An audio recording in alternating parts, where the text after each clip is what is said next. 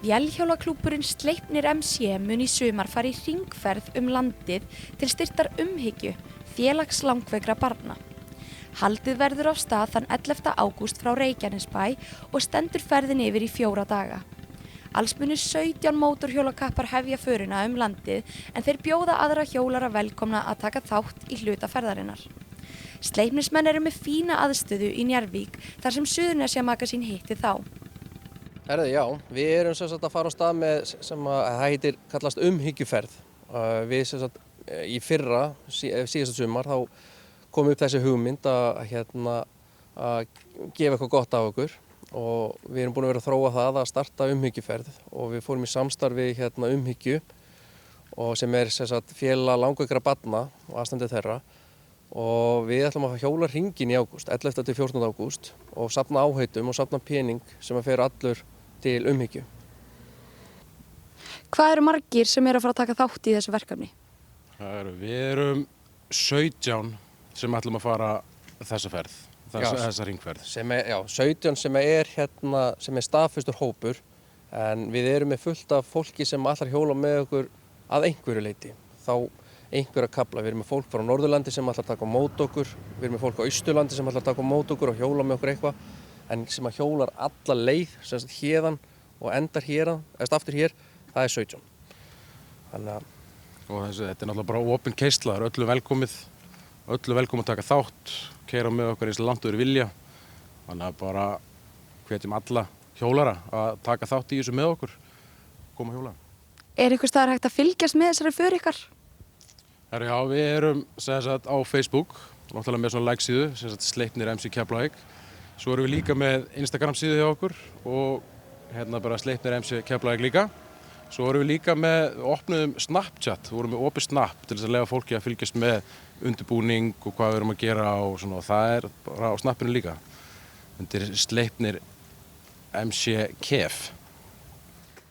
Og þeir eru búin að fá ýmsa áhrifavalda og annað fólk til þess að vera svolítið með ykkur í þessari för. Getið þið sagt mér eitthvað frá því hverjir þeir eru og hvað þeir ætla að gera? Já, við erum komið með fullt af flottu fólki og fyrirtækjum sem er nú þegar farin að sýna áhuga og sýna stuðning og það má til dæmis nefna Skyndi.is. Þeir sérhönnuðu sjúkratösku sem er fyrir hjólara sem við verðum með á hjólunum og við erum komið með Loga Geiss borð sem ætlar að sýna okkur stuðning og hjálpa til. Svo erum við með Garðar Æsaretnek, hann ætlar að fara með okkur alla leið, vera á svokölluðum servicebíl og við erum komið með Varginn, við erum komið með Vegamótsprinsinn og svo erum við komið fullt af fyrirtækjum sem þegar farin að styrkja, Ístak er byrjað að styrkja, við erum komið með IAVAF, Ísavía þeir eru búin að styrkja, við erum komið með Kjarnafæði sem ætlar að sjá við verðum ekki svangir á leiðinni. Svo ég er alveg pottþétt að gleyma einhverju. Já, svolítið Hopp í Reykjanesbæ, þeir ætla að taka þátt í þessu líka, þeir ætla að styrkja okkur líka og HK Trésmíði, þeir eru búin að styrkja okkur upp á pening með upphæð. H. Önundarson stálverksmiða í Grindavík, þeir ætla líka að taka þátt í þessu með okkur. Þeir eru komið og við erum alveg pottþétt að gleyma einhverju en það er að fara alltaf stað og við erum ekki eins og byrjar að senda út, þetta er bara fyrirtæki sem hafa frétt á okkur. Við erum ekki farin að fara á stað með neitt. Og hvenær verður lagt á stað í ferðalagi? Þetta verður 11. ágúst sem við leggjum á stað og ætlum að koma tilbaka 14. ágúst. Þannig að þetta verður 4 dagar, 3 nætur sem við tökum í þetta. Það má kannski líka nefna að við erum í þessari ferð, þá verður ýmislegt gert. Við erum með alls konar afþreyingu sem við ætlum að gera á leiðinni. Við erum til dæmis búin að skora á Káa í Brennó sem við ætlum að gera á Akureyrartúni og við erum Við erum í umræðu að ræða við bónda sem er út á landi. Þá ætlum við að fá að stoppa í honum og við ætlum að gefa okkur og vinna í honum í kannski 1-2 tíma hvað sem hann vill að við gerum. Þannig að það verður alls konar svona afþreying og við ætlum að reyna að gera svona skemmtun úr þessu fyrir áhorfendur í leiðinni. Hvernig getur fólk styrkt þetta málefni? Náttúrulega, til að byrja með geta náttúrulega allir líka bara farið inn á umhyggju.is og kynnt sér þeirra starfsemi og styrkt beint þar ef þau vilja það.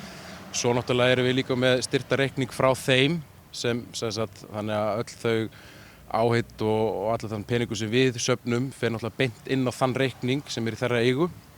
Þannig en við eigum eftir að gefa það út þegar aðeins nær til eigur hvert fólk á að leggja inn á ef það vill hoppa á bátur með okkur. Já, það mun bara koma á síðan og það er ekkert langt í það. Við erum bara á lokasprettunum hafa þetta allt 100%. Þannig að leið og það kemur það inn á síðan okkar. Þannig að bara hvetjum fólk að fylgjast með síðunni. Hvernig félagsskapurinn í þessu hérna á Suðurnesjum og hvernig aðstæðan?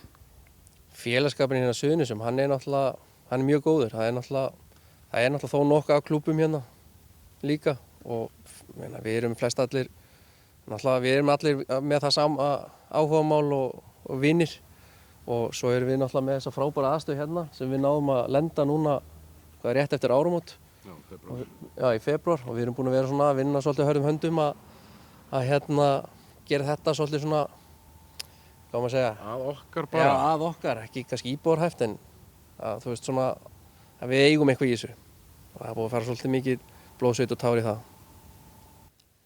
Hvað þarf fólk að gera til þess að gerast meðlimur í klúbbnum? Það finnst það fremst að eiga hjól og eins og við segjum, þetta er kallaklúbbur en til þess að vera meðlimur þá þarf fólk að fara í gegnum ákveð ferli til þess að bara kynnast starfsemin innan klúbbsins og kynnast okkur og vice versa, við þurfum að kynnast þeim. Svo bara ákveðnu tímabili að þá fær fólk sem sagt inngöngu. Já, þetta byrjar þetta sem svona hangaround tímabil. Þess að þeir hafa áhuga á sækjum hjá okkur og þá gefur þeir tækifæri til þess að kynnast okkur, kynnast klúbbnum eins og segir.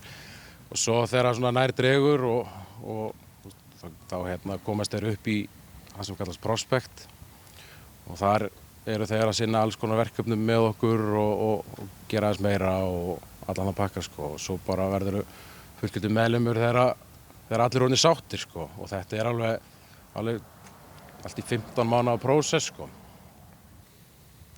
Ein spurning, hvað er málið með hérna vestin? Vestin, það er nú bara að fólk viti hverju við erum og hverju við tilheyrum.